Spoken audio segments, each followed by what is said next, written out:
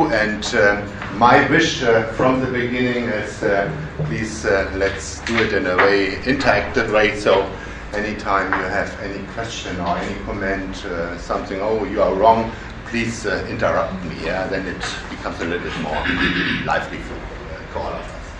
So fragmentation of 8, this presentation is based on a book project which I recently finished with two colleagues, Thierry Moman and Mario Negre, and this is just to indicate that we organized to bring on board a couple of international authors on a couple of different perspectives, and I want to introduce a little bit our concept of fragmentation of 8, and just to do some propaganda on our book, I will, circulate it here, so you can have a look, and we even have a flyer.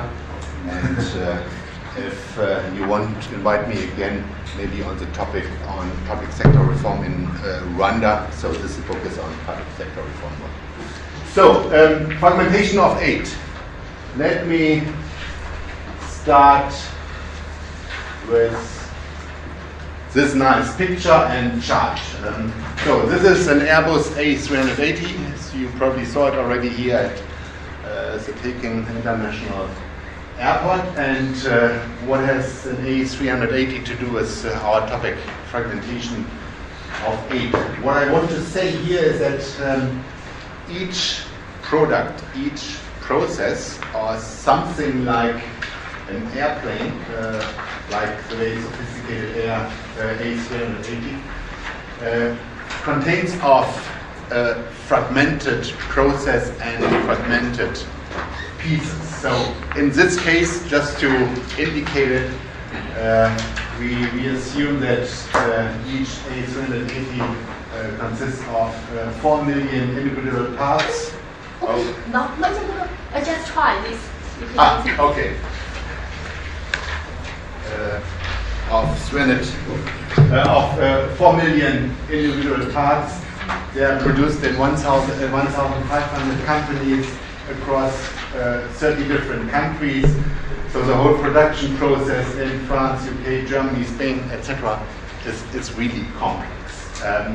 So what I want to say here is if you take any kind of example, like an airplane, you find this kind of fragmentation. Yeah? And in this specific case, it's pretty clear, without fragmentation, we would be not in a position to have an airplane like the A380, because you need a high level of division of labor. So fragmentation is not per se something what is bad or what we should try to overcome. It's rather the question how to organize it. Who is the CEO for the production of the A380? How can we make sure that not all of us are constructing the wings or the tail? Yeah. So somebody needs to say, oh, we just need one tail. We need, those engines, etc., etc. So you need to have a very strong CEO in place. Otherwise, we would be not in a position to do it. And just thinking about development and development cooperation, we might think about, is development or development cooperation like constructing an A380? And what are the contributions of development, what development cooperation partners are doing? What is the part of the partner countries? So this is one way how to look at the topic. A quite different one is to say, okay, maybe A380 is a little bit ambitious. Let's go for a very simple bicycle. Even if you have a simple bicycle, you will find out that a bike consists of around 2,000 parts.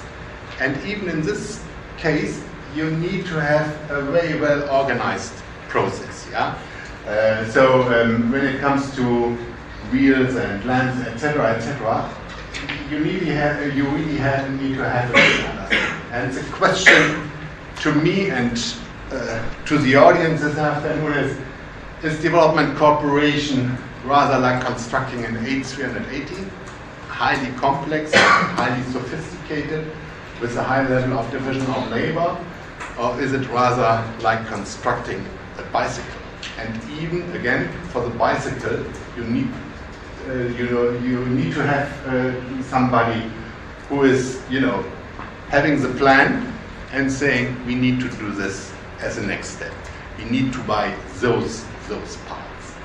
And maybe sometimes, as a very general first conclusion, we need to make sure that we look at development and what development cooperation can contribute, rather in this kind of business-like thinking models, saying there should be a CEO who is really thinking about it. So that was a little bit to break the ice, how to provide one kind of conceptual thinking about fragmentation. A little bit more close to the topic fragmentation of aid. I want to introduce a little bit our 3 levels of fragmentation that we think when it comes to aid or development cooperation. I use it here for this purpose as a synonym. We have 3 different levels. Let me start with the first level. Normally people, including students, are thinking about. That's the level of specific projects and interventions.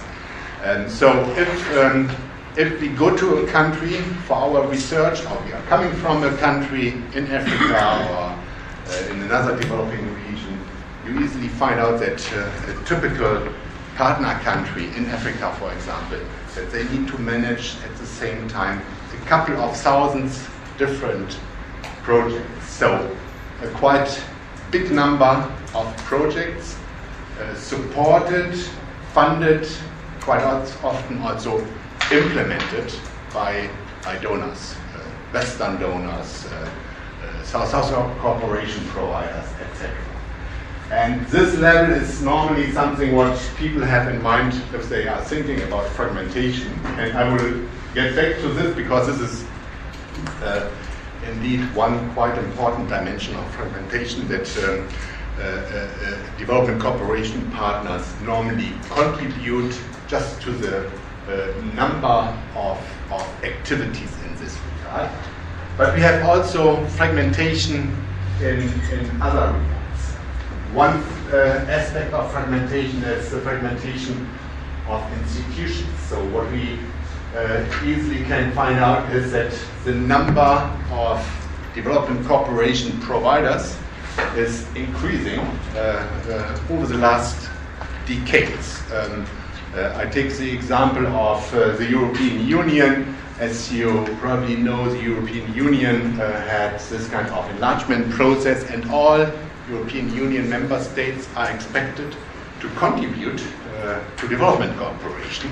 So over the last couple of years, each time when we had an enlargement process, there was a strong incentive for small countries like the Baltic countries, like Slovenia, etc., that they start with their own development cooperation.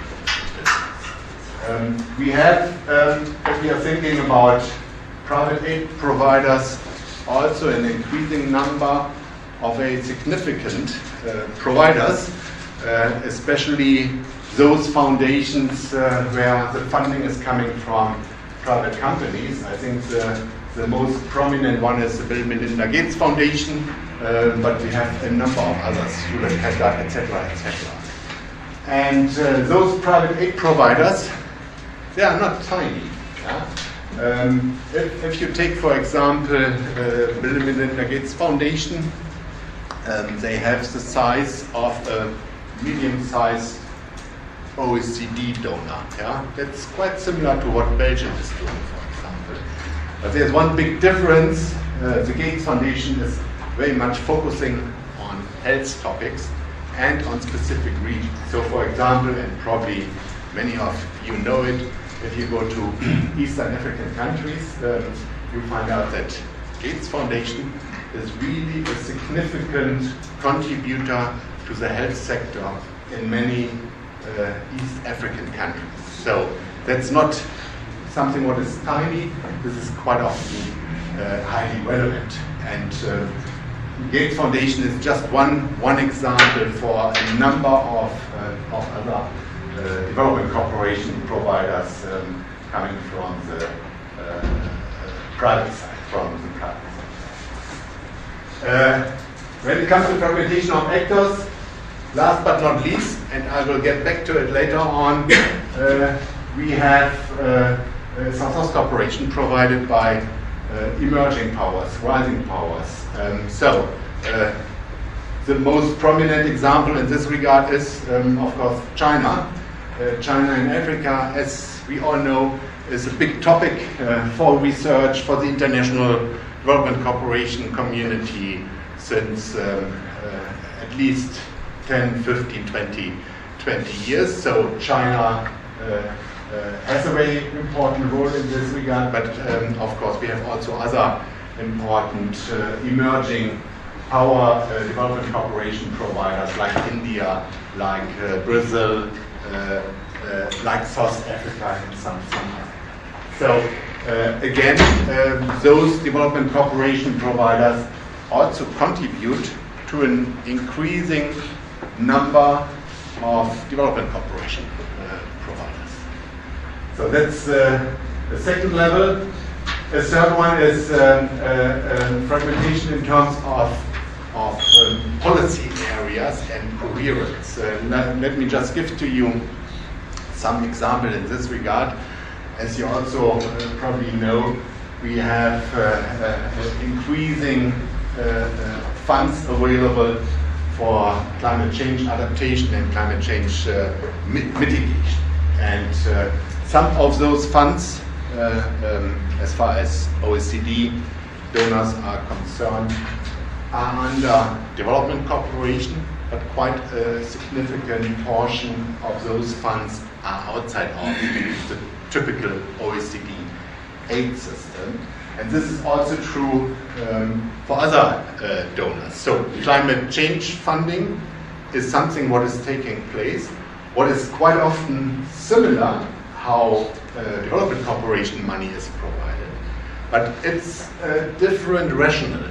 You are not starting with the specific needs of a country, but what you are saying is we want to make sure that we reduce those specific emissions, and then we choose the respective countries.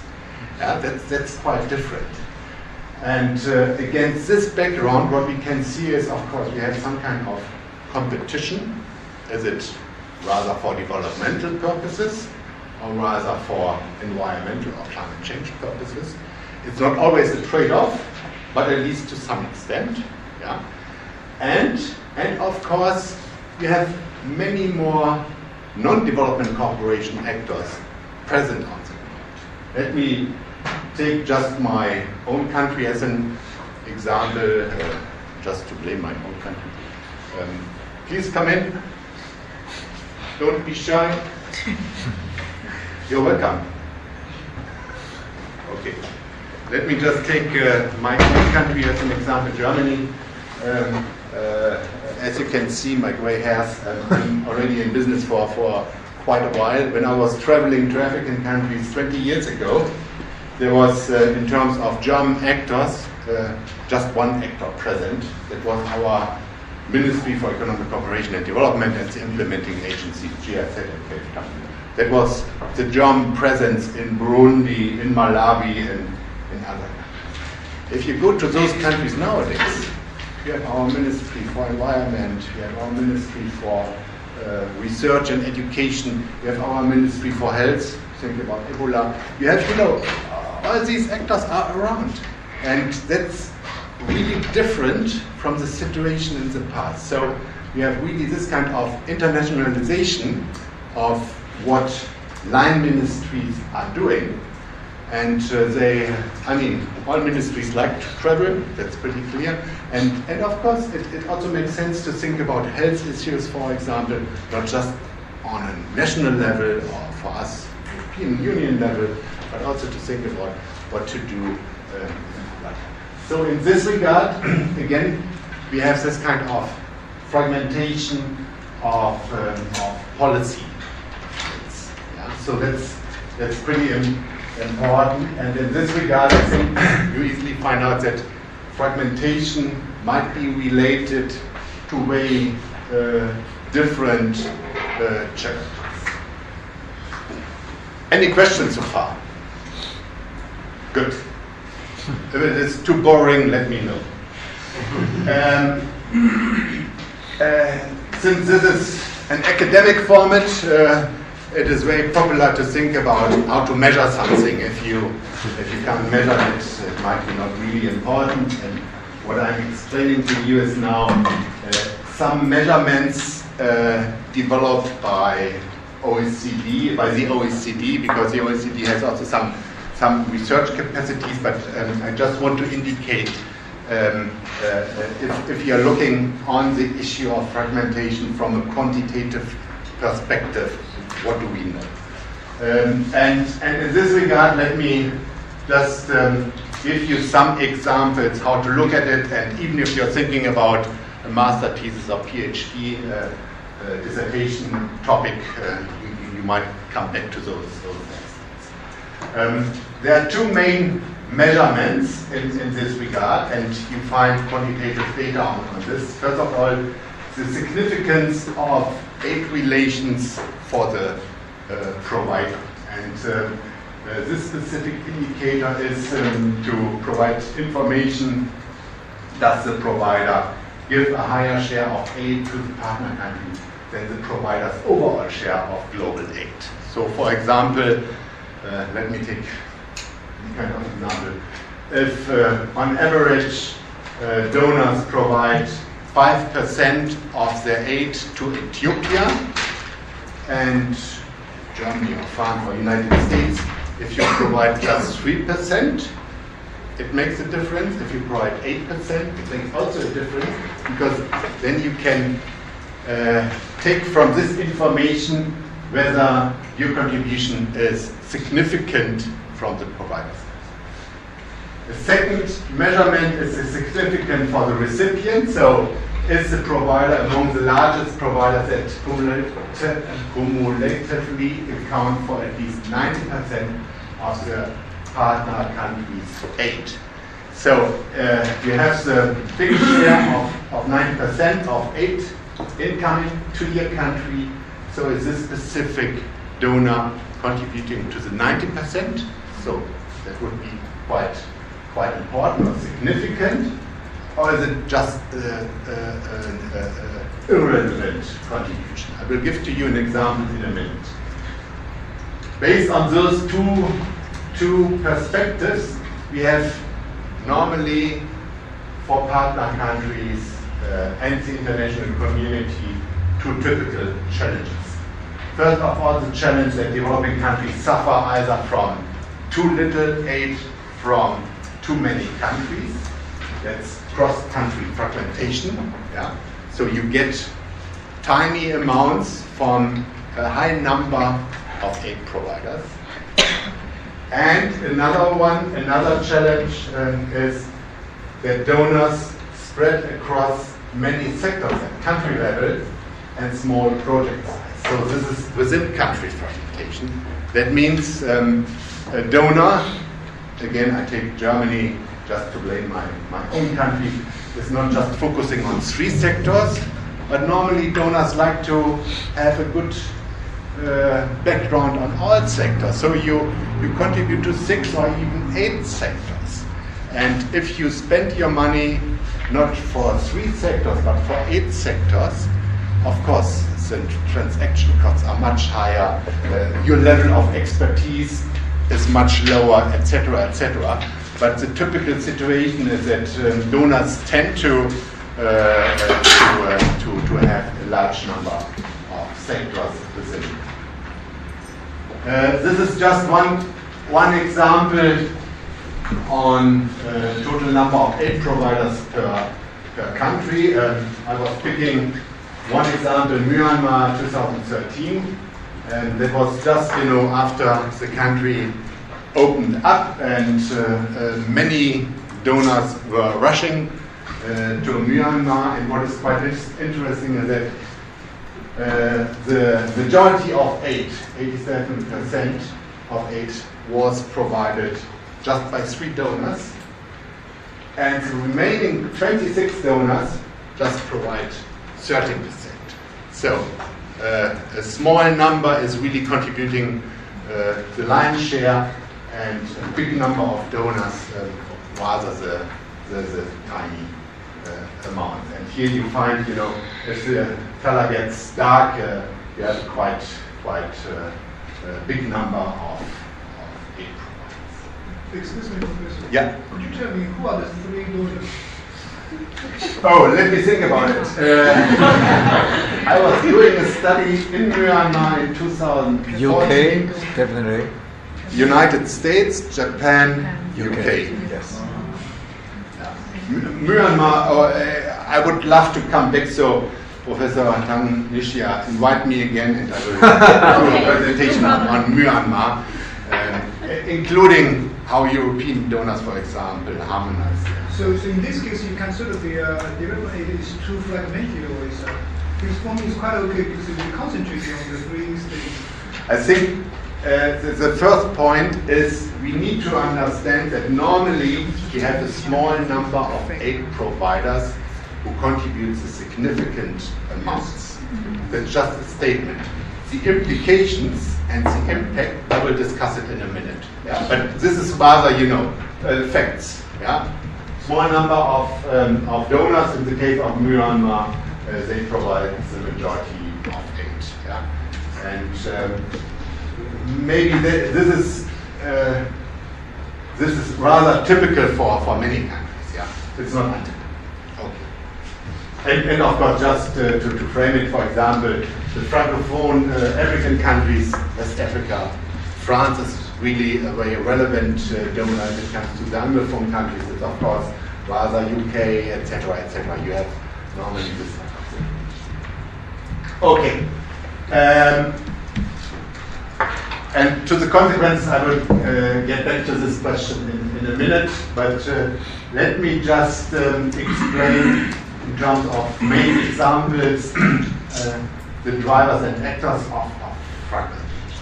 I mentioned already that South-South cooperation, from the perspective of number of development cooperation providers, South-South cooperation is contributing to it, and you find a quite good article in our book on this. And the question in this regard is really this coordination of an increasing number of actors a challenge. First of all, in terms of development cooperation providers and the recipients. And what are the trade-offs? I mean, for the perspective of an aid recipient country, of course, you would normally try to attract a big number of development cooperation providers because you assume then the overall envelope will be much bigger. At the same time, your transactions costs will increase. So, and the question, at least to some extent, is South-South cooperation eroding the traditional aid system? And this is also relevant from the perspective of aid coordination on the ground. As you might know, we have since a number of years those discussions in partner countries. Should, for example, South-South cooperation providers attend those meetings, those coordination meetings, or not? What is the wish of the partner countries? Do they invite those South-South cooperation providers, etc., etc.? So it's not an abstract academic question, but it's a real question. And during my time in Rwanda, for example, that was really one of the main debates. Even South Africa was always saying, "Oh, what we are doing is so different from what OECD countries are doing, so there's no reason why we should join this." So this is one aspect. Another one, and I didn't mention it so far explicitly, are so-called vertical funds. As you probably know, we have a number of issue-specific funds, which are called vertical funds. especially in the health sector and also increasingly in the education sector. And those vertical funds, what they are trying to do is to really focus on one specific issue. So in the health sector, it's a specific disease. Yeah? Malaria, for example, that specific funds really try to reduce the number of malaria cases. And those vertical funds take rather the example from the private sector that they are saying, oh, we can't do anything at the same time, we can't do it on a systematic level, we need to focus on one specific challenge. And for example, malaria in one country would be something where you really can try to focus your investment on specific issues. So for example, malaria, you might want to fund mosquito nets. Yeah, that's pretty easy. You're saying, oh, we are going to buy, I don't know, 5 million mosquito nets for the country. We think about how to distribute those nets. Should it be free of charge? Then we might create perverse incentives, or do we sell them, yeah, with some substitute? But the main purpose is to bring those mosquito nets to the private households, and that the private households should use them. And those vertical funds are, to some extent, pretty successful, yeah, to bring down the number of specific diseases. And at the same time, there's one main challenge, and that was discussed during the Ebola crisis, that they do not really look at the systems, at the health systems. Yeah? So what they are normally doing is they focus on quantitative indicators. They do something what is rather cheap. Yeah? If you want to support a health system that's much more complex, those things. But the main topic here is that those vertical funds also contribute to the number of aid providers. Yeah? And if you go to countries, and probably you know a number of those examples, those vertical funds are also quite often outside of the typical harmonization dialogue with partner countries, because they are saying, oh, we are just in the country on the specific topic of malaria, no need for a lot of donor harmonization, etc., etc. So we do in this country what we are doing also in our neighboring countries, so no need for close consultations with other donors and the partner country. But still, they contribute to rising transaction costs, because again the number of relevant actors is increasing. So vertical funds are also quite important. Have a look. Oh, already 30 minutes.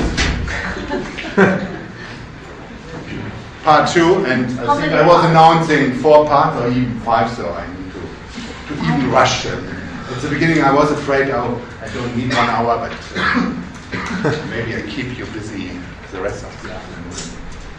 So, impact and consequences of fragmentation. So, first of all, what I want to say is fragmentation normally points to negative aspects of the complexity of development cooperation. So, if I'm mentioning fragmentation in aid, people think, oh, that's really a problem, an issue.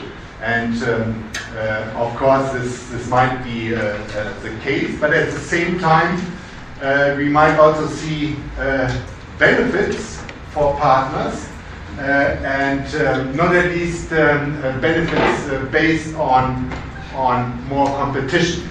So we have a diversification of development cooperation providers and approaches, and against this background, we might see an increase of mutual learning, of innovation, and competitive selection among different providers of development cooperation. And just to bring it down to more tangible terms, I think in my view, for example, when it comes to the discussion around South-South cooperation, this is exactly the point. South-South cooperation providers are saying, we are not doing what OECD countries are doing. We provide something what is totally different in terms of norms and standards. What we are doing, South-South cooperation providers, is really based on solidarity.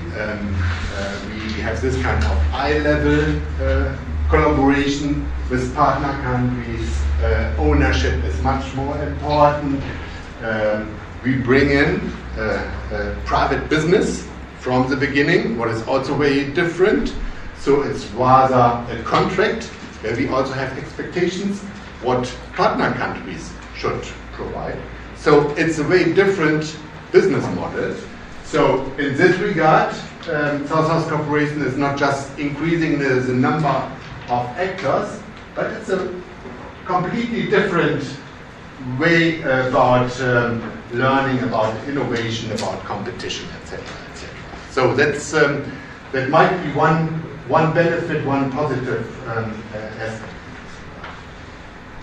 One important point from my perspective is, if you think about diversification, competition, etc., etc., and I'm not any longer focusing so much now on South-South cooperation as such, but rather on development cooperation as such. The question is do we have a market for aid? And that's a small excursion, because what I'm trying to say here is that our thinking that development cooperation or aid is organized like a market, I think this is normally not really reality, because partner countries cannot really choose, for example, services. So if Germany is providing development cooperation money, normally you have a number of conditions applied to it. When it comes, for example, to technical cooperation, you can't go around and say, oh, I buy this service from Singapore. No, you have one specific agency and you need to take this specific service from this agency. So it's not like, you know, this is the best development agency on earth, but you need to do it. Yeah? It's a precondition or an implicit condition. And this applies to almost all aid providers. Yeah? Just thinking about my time in Rwanda, Rwandan government was always asking how much money is really arriving from Washington DC to our country, and it's really a very small portion of cash arriving in the country, because the idea is organized in a way specifically. So what I'm trying to say here is, I think it makes sense to think about, do we have a market for aid, but probably we have a number of reasons why it's quite.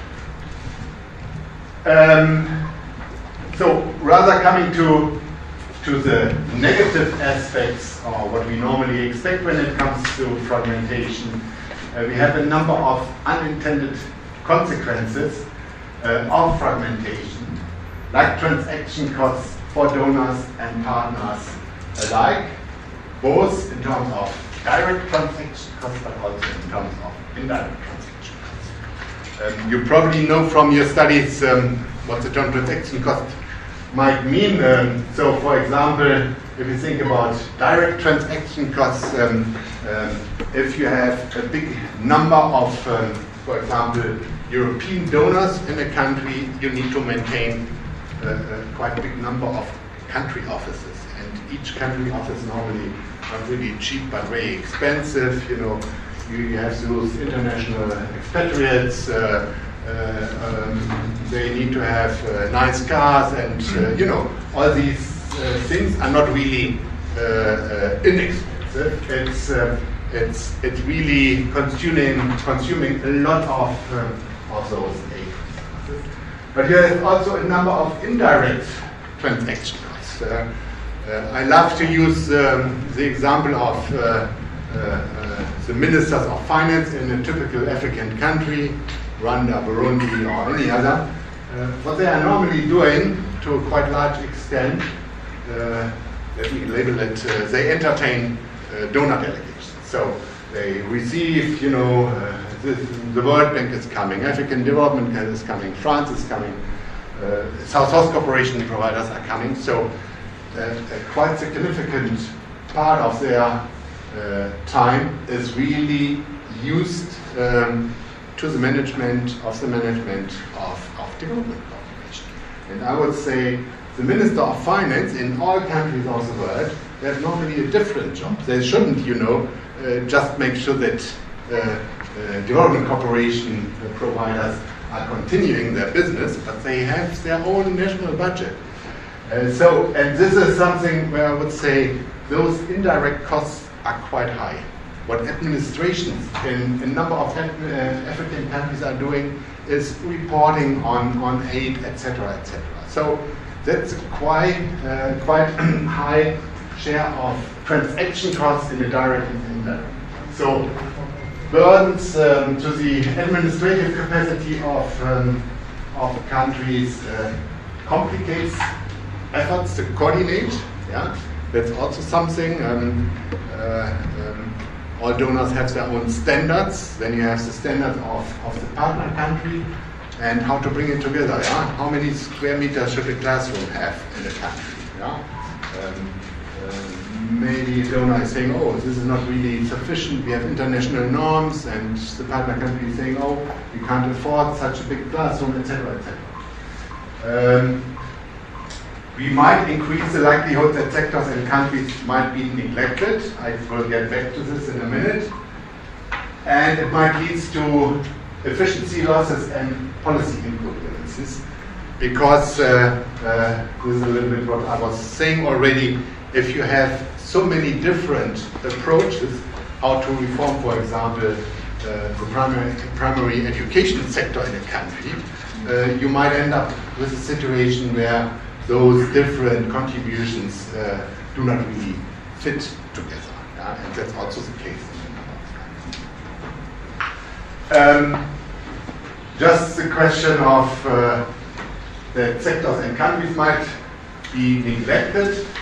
Again, using the OECD example, OECD introduced what they call a watch list of potentially under-aided countries, and on this list, Madagascar, Malawi, Bangladesh, Gambia, Guinea, Niger, Togo, and Nepal are part of.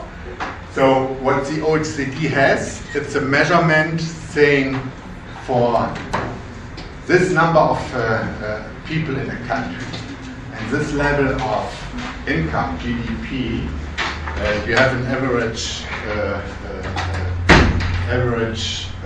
amount of aid money you should expect. And if this average aid level is really much